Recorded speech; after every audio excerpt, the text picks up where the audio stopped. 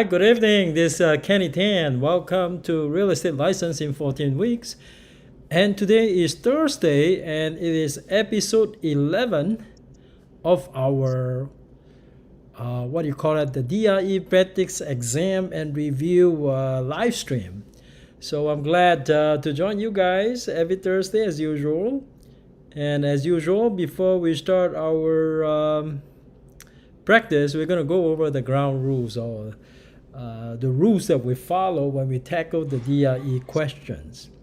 Okay, rule number one is you always want to use the rule of elimination.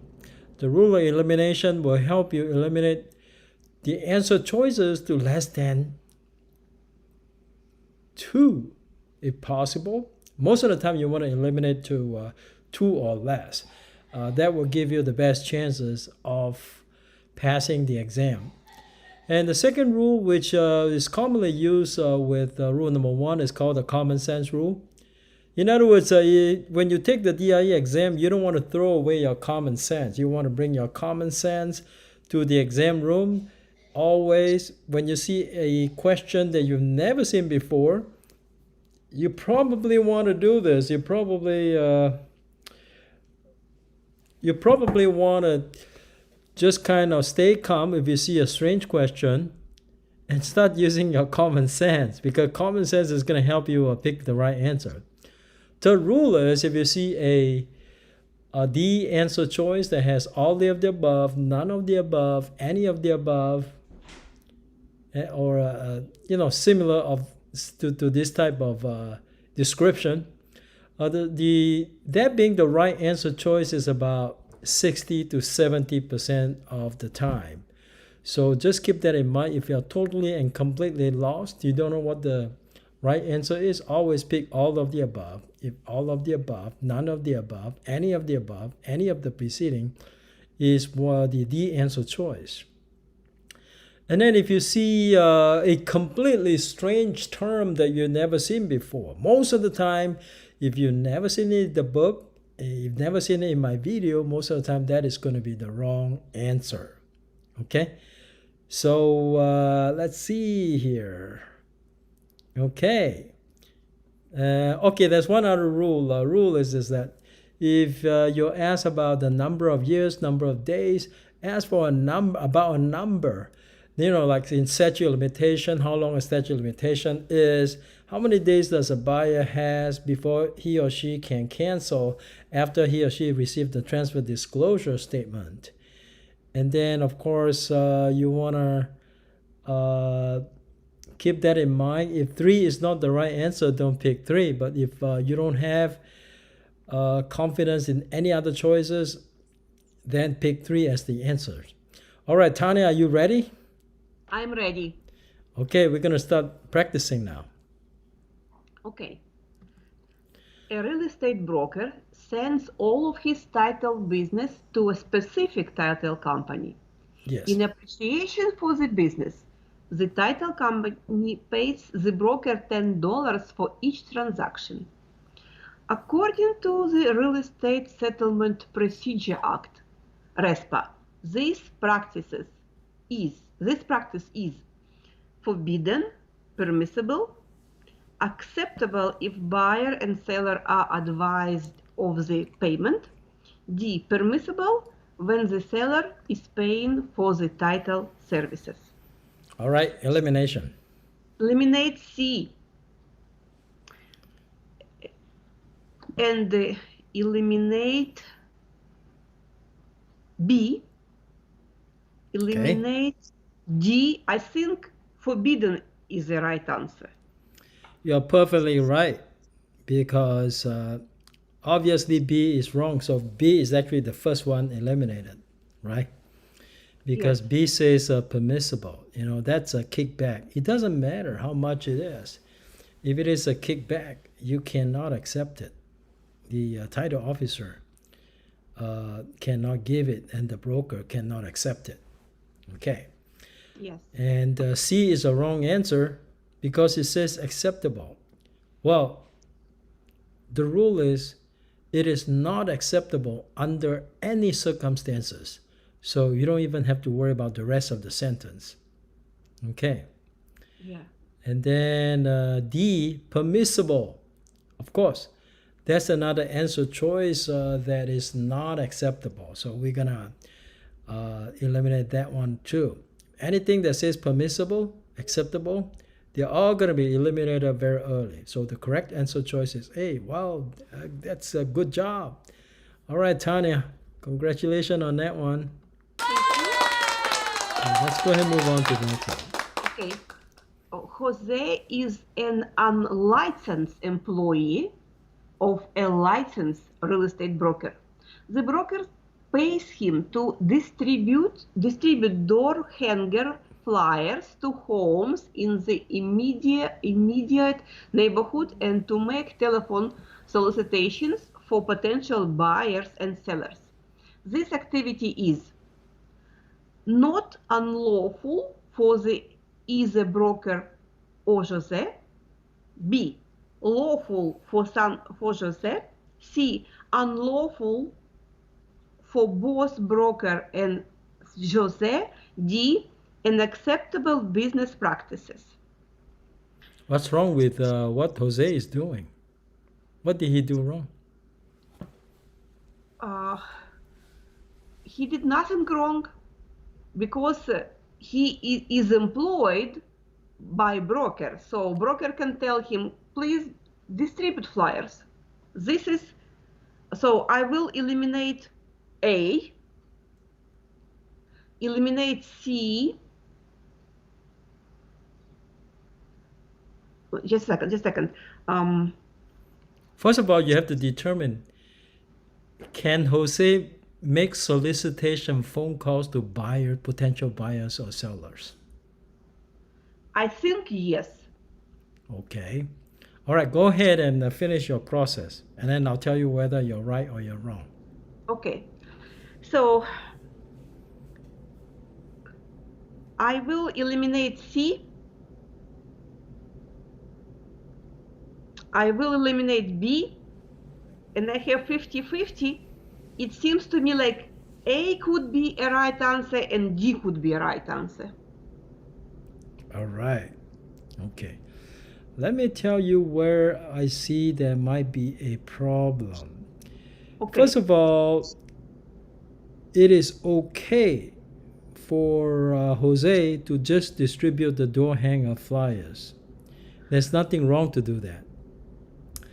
But if Jose make phone calls to potential buyers and sellers and solicit, now I would imagine that when Jose make the phone calls, he's probably going to be asking the buyers or the sellers some questions, and then probably at the end of the conversation, Jose is going to offer services, right? That is what we call solicitation. That is practice of real estate would include make telephone solicitations to potential buyers and sellers. First part is okay, second part is not okay. So this activity is...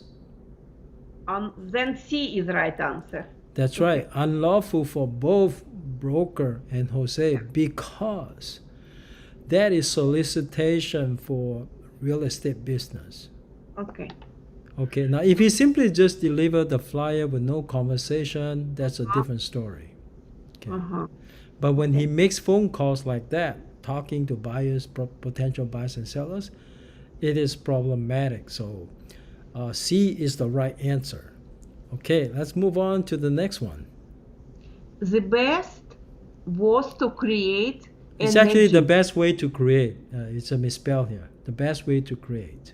Yeah, the best way to create an agency relationship is by actions, B, oral agreement, C, implication, D, written agreement.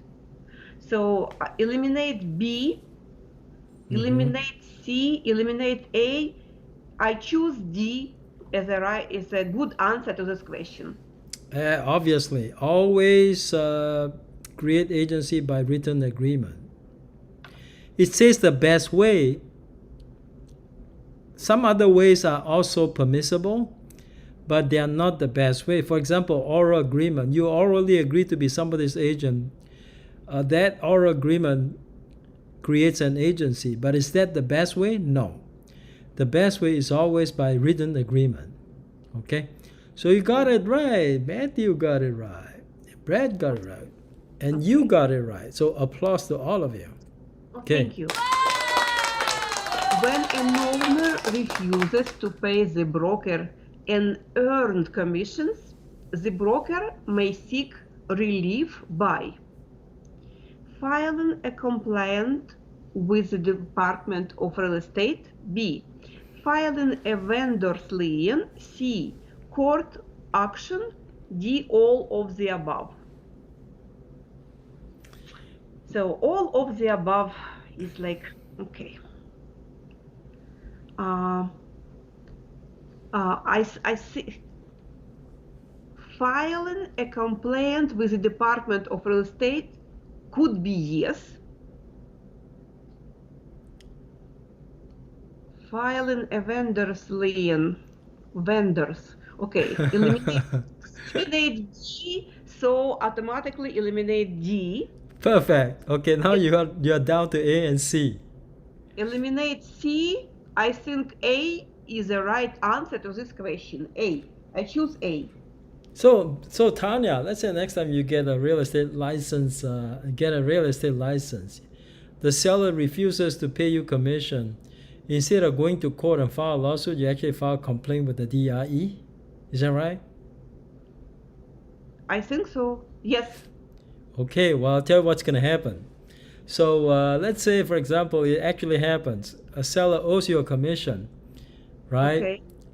Usually, of course, it's the broker that do something, not the salesperson. But so you think that I should file a complaint with the DRE instead of filing a court action? Because if somebody owes me money, usually I go to the court, right? Okay. So okay, I see. So the right answer to this question is C. Exactly. Because if you file a complaint with the DRE and you let the DRE know that you're owed a commission, they'll tell you go to court. Don't come here. Okay? So court action is the right answer. Even though you see all of the above, they don't always automatically right. Because this one here, and then on B says vendor's lien. Now vendor's lien, you don't even see it in my video about vendor's lien. You might see it in the book somewhere. If my video don't mention it, usually it's not the right answer. Okay? So vendor's lien, you don't know what the heck it is. Yeah. So usually we just eliminate anything that is unfamiliar. Okay? So that one's gone. So A and B is gone, so automatically D is gone, right? So you're down to just the court action. All right, guys, we're going to move on to the next one. Okay. Broker Andrews and Benson both had an open listing on a property. Broker Andrews showed the property to a prospective buyer and carried on negotiations, but the buyer decided not to purchase the property.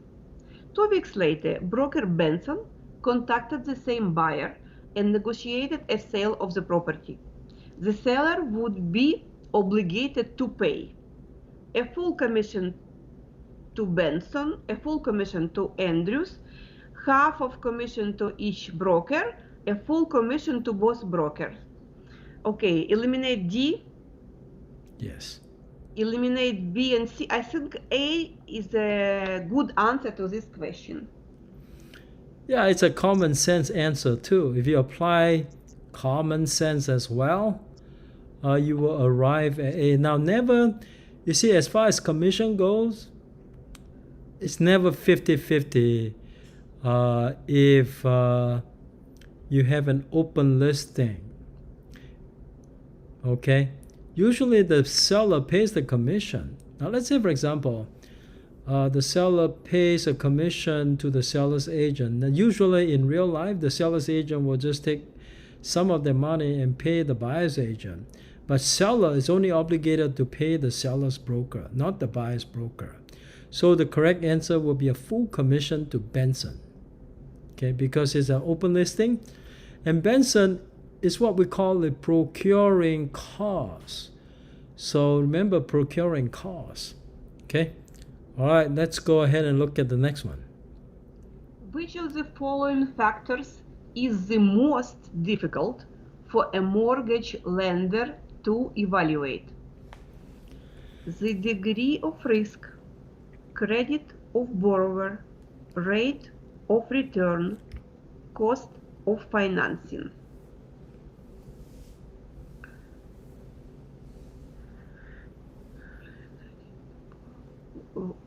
The most difficult to evaluate.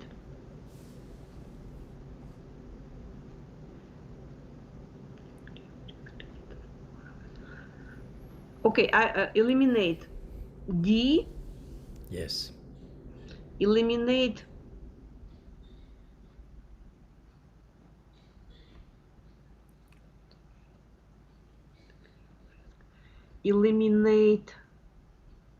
C. Eliminate B. I think A is a good answer to this question. All right, congratulations, you got it. Degree of risk is the most difficult. It's easy to figure out the cost of financing because that's within their control. And it's also easy to figure out the rate of return because if they know how much interest rate they are charging and they know how much they are loaning, so they can figure out the rate of return just from that. Credit of borrower is easy. Just look at the credit report. What is the most difficult is actually the degree of risk.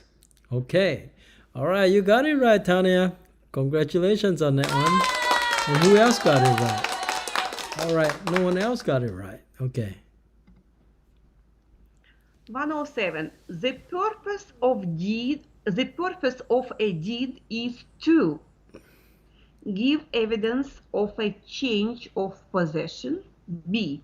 Give evidence of a transfer of ownership after recording a completed transaction. C. Provide physical evidence that can be recorded. D. Alert other interested parties of a transfer. Eliminate D.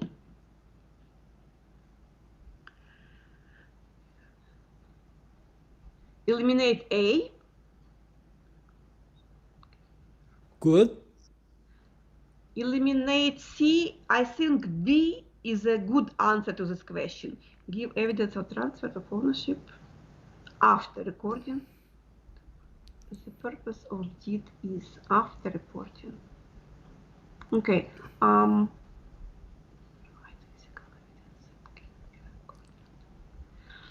not sure about B or C. I'm not sure. Just pick one. I thought you picked one already. Okay. I pick B as a final answer. B. Yeah, B is a logical answer too. So you got it right. Matthew got it right, and Brett got it right. All three of you got it right. Awesome. So purpose of a deed is to give evidence of a transfer of ownership after recording a completed transaction. All right, applause on that one. Okay, next one. 108. An appraiser's narrative report of a single family residence probably would contain no reference to appraiser's qualifications, B. Neighborhood data, C. Market analysis, D. Type of financing available. So this is common sense. I choose Yes. A as a final answer. Common sense. A is a final answer. Why does the appraisal report need to reference the type of financing available? It does not. It does not. So it makes no reference to the type of financing available because that's not their job. But an appraisal report will include a narrative report, which is a long report. They always include the appraiser's qualifications. So will contain no reference to type of financing available. D is the right answer. Okay, so this one is a little bit difficult. It will Okay. contain the appraiser's qualification, the neighborhood data, and the market analysis, but not the type of financing available. Okay? All right. Okay. Let's go ahead and look at the next one. Okay. A city may use which of the following to implement its general plan? All right. Building codes, zoning ordinances, variances, safety zones. So I will eliminate A, D, C. I will choose B as a final answer. B, zoning ordinances. All right. Let's see if this is correct. A city may use which of the following to implement its general plan?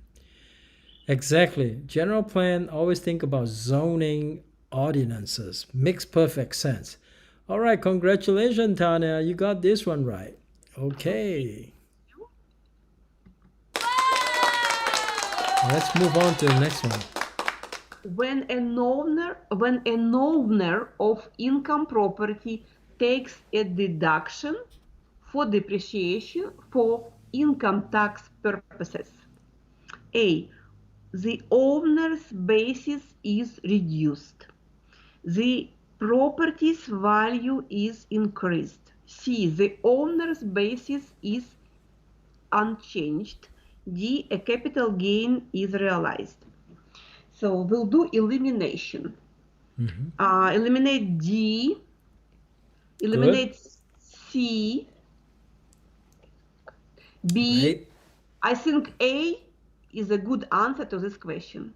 A. Exactly. Every time you claim depreciation, your basis is reduced. Okay? So perfect. You got this one. Okay. Tanya, congratulations. Okay, thank you. Next one is numbers. I did not. Okay, we skip that one. There's no math question in the DRE exam. Okay. All right, next one. A deed would be void and invalid if the grantee A was a minor, B was incompetent, C took title under an assumed name, D was a deceased person. I would choose D as a common sense and a final answer. D was a deceased person. Yeah, it's both a common sense and it's also in the book. Okay, you cannot have a deed that transfers title to a dead person. That would be an invalid deed, okay? All right, great, awesome. So you got it right again, Tanya. So the good job on that one. Okay. All right, next one.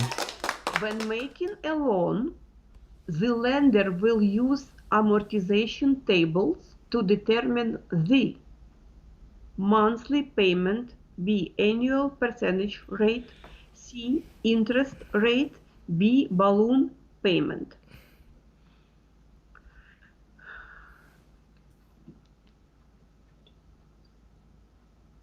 Okay, eliminate.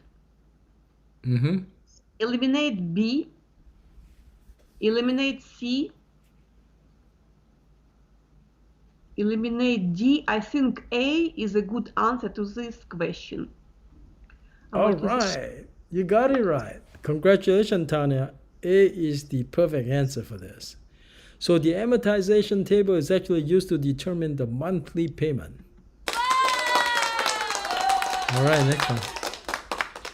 When a governmental body takes private real estate property and pays just compensation for necessary public use, certain legal process must be followed. This process would be known as eminent domain, police power, escheat, zoning laws. I know this. The right answer is A, eminent domain. Perfect. You study well. You study well. Thank you. You got it right. Matthew got it right. Good. Congratulations, both of you. Thank you. All right, next one. If two parties want to create an enforceable broker-principal relationship concerning a right, title, or interest in real property, the most essential element would be a purchase agreement, B, commission agreement, C, contract to accept a deposit, D, written employment contract. So I will eliminate C. Okay. I will eliminate B. Yes. Eliminate A. I think D is a good answer to this question. D. Written Correct. contract. Correct. You got it right. The reason why both A and C are not the right answer choice because A and C refers to buyer and seller. This is broker principle. So A and C are out. Commission agreement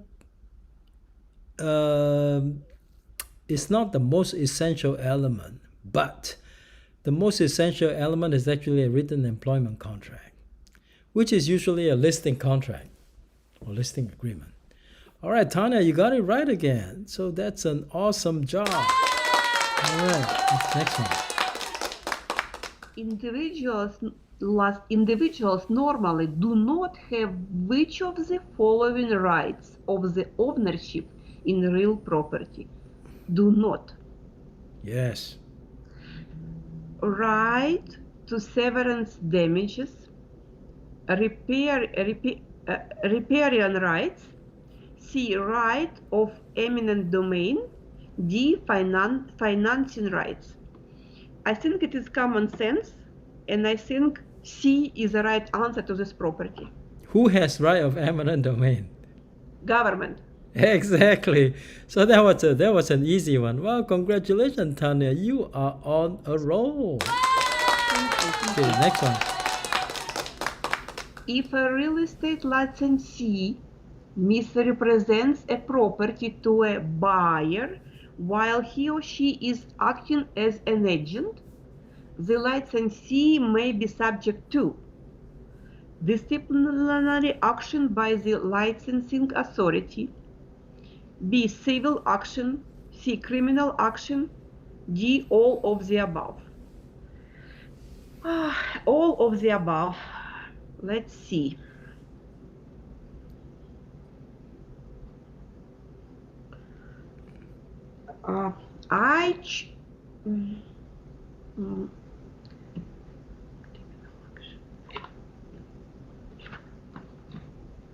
So it's very tempting to choose all of the above. Well, think about it. If a licensee makes a misrepresentation, can he go to jail? I don't think so. Then you eliminate criminal action, right? Yeah, then automatically D is gone. So you only have A and B, right? Yes. So I will choose A as a good answer to this question. A. I will eliminate B, C, and D. Civil action. Yeah. I eliminate B, eliminate C, eliminate D. I choose A. Disciplinary action by the licensing authority. I don't know. It's difficult. Think about it. Now, if you make a civil action. If you make a misrepresentation to a buyer, right? That is like misrepresentation. It's kind of like fraud. Yeah.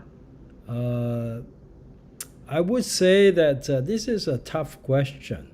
Yeah. And I don't think it's a fair question because it could be A and it could be B. If it's up to me, you got full credit already because it can be either A or B in real life.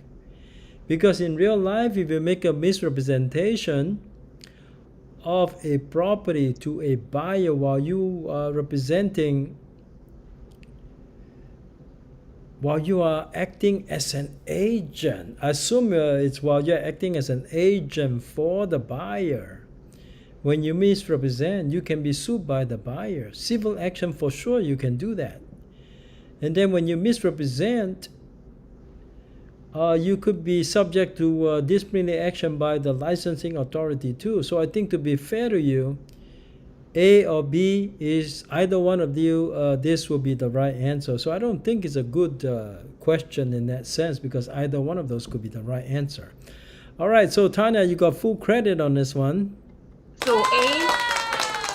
Either A or B, you should be given full credit because both are the right answer. Okay. But if I have to choose it on the test, which one should I choose? I think if you have to choose it on the test,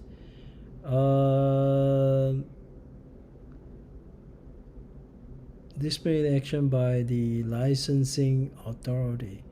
I think whether or not you're subject to the disciplinary action will depend on the degree of the misrepresentation. So most likely it is no disciplinary action, but just civil action. Okay? So if you have to choose. If you have to choose, I think B is a better answer. Okay, thank you. All right. A real estate broker receives rental income from several apartments that are owned by the broker. The broker has received an offer with a deposit from a buyer for one of the apartments. Under these circumstances, the broker must deposit A. The rental payment and the buyer's deposit in his or her trust account. B. The rental payment in his or her trust account. C. The rental payment in his or her trust account if they exceed $200. D. The buyer's deposit in his or her trust account but not the rental payment. So eliminate C. Eliminate Good. B. Eliminate A. I think G is a good answer to this question. D. Well, first of all, let's see here. It says a real estate broker receives rental income from several apartments that are owned by the broker. If it's own rental payment, it doesn't have to go into a trust account. So the rental check can go into the agent's own account because he owns the apartments. Yes. And then he said the broker has received an offer with a deposit from a buyer for one of the apartments. Now the deposit from the buyer is actually a trust fund because the money is actually belong to the buyer at this moment. So the deposit goes into the trust account but not the rent payment. So it says what? The buyer's deposit in the trust account but not the rental payment. D is the correct answer. Did you pick D? Yes. Okay, well, congratulations. You did it well. Okay. Okay, so I eliminate A, B, and C. So D is correct answer. Correct. That's right. Okay. Let's move Thank on to you. the next. Yes. Okay, thank you. A licensee lists a home at an inflated price if it is to be offered to minority prospects and at a lower price for non-minority prospects. This type of listing is only illegal if VA of FHA financing is used. B is not illegal if a minority buyer is willing to pay the inflated price. C is in violation of the Federal Fair Housing Act. D could subject the listing salesperson to money damages but not the broker. So this is common sense. I choose C as a good answer. That's right, because A is obviously wrong. It says it's only illegal if VA or VHA financing is used. No, it doesn't matter what kind of financing it is. But if you manipulate prices like that because of discrimination, that's illegal regardless of what financing they have. So A is incorrect. And then B says it's not illegal if a minority buyer is willing to pay the inflated price. No, whether the guy is willing to pay the price is irrelevant. It is illegal. And then it says D could subject the listing salesperson to money damages, but not the broker. No, both the broker and the salesperson are in trouble on this one. So C is the right answer. Well, congratulations to you. Common sense works again. Okay. Yeah. Let's do the last one for the night. Okay. Mr. Gonzalez took out a home improvement loan on his home. The loan was to be amortized over the life of the loan by equal monthly payments. As each monthly payment is made, the amount credited to the principal will A. Decrease while the interest portion increases. B. Increase while the interest portion decreases. C. Remain the same. D. Increase by the same amount for the life of the loan.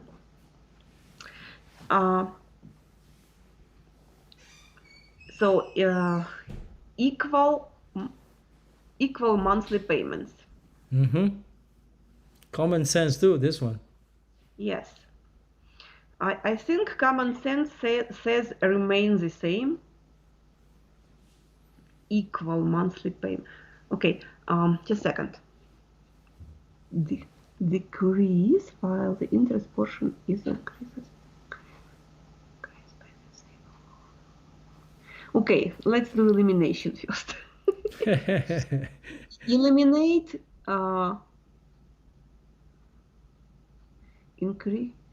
eliminate C.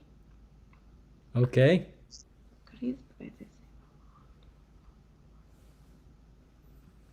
Eliminate. Okay, so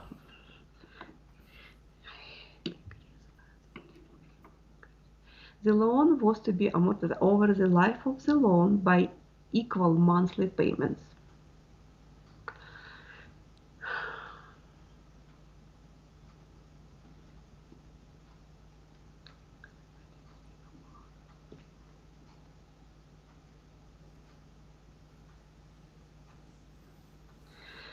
Let's see. Decrease while the interest portion increases. It does not say anything but about interest increases. So I eliminate A.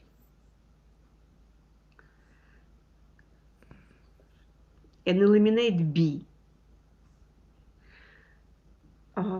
So I don't know. I think G is a correct answer. D. Tanya, you have a mortgage, right? So as you pay the mortgage, make the mortgage payment each month, toward the end, do you have a bigger principal or bigger interest? Bigger principal. So in other words, the amount credited to the principal will increase while the interest portion decreases, correct? Yes. So B will be the right choice though, right? Okay, yeah, B is the right choice. It's like words. Get it. Exactly. That's what we had. Yeah, in the end, mostly everything goes to the principal, just a little bit of interest in the end. Right? Most of it went to the principal. Yeah, that's right. So just remember, when you have equal monthly payments in an amortized loan, the principal, the amount credited to the principal will increase with time, while the amount credited to the interest will decrease with time. Okay. So right. What threw me off is increase of interest, which does not say nothing in the question, but it's implied. It's implied, yes. It's implied that when you have a fully amortized loan, the interest will get smaller and smaller and smaller. So in the end, you get happier and happier because you're paying less interest, right? As you make it, because you're getting more credit toward your principal in the end, right? Yes. So that's why it says the amount credited to the principal will increase while the interest portion decreases. All right, you did a good job, Tanya. So, thank you all for attending, Brad and Matthew, Tanya. I don't know who the other person is, but great job. After this one, we got. We actually will have 1, 2, 3, 4 more of the episodes, and then we would have completed 300 questions. Oh my God, that's a lot of questions. Yeah. With 300 questions practice, I'm sure you practice on the first try. All right, guys. Thank you so much for attending. And if you like my video, give me a thumbs up. If you have not subscribed, subscribe now and hit the bell. And I'll see you. I see you guys again next Thursday. Have a good evening. Okay. Take Thank you. care. Okay. Bye. Thank you, Tanya. Bye.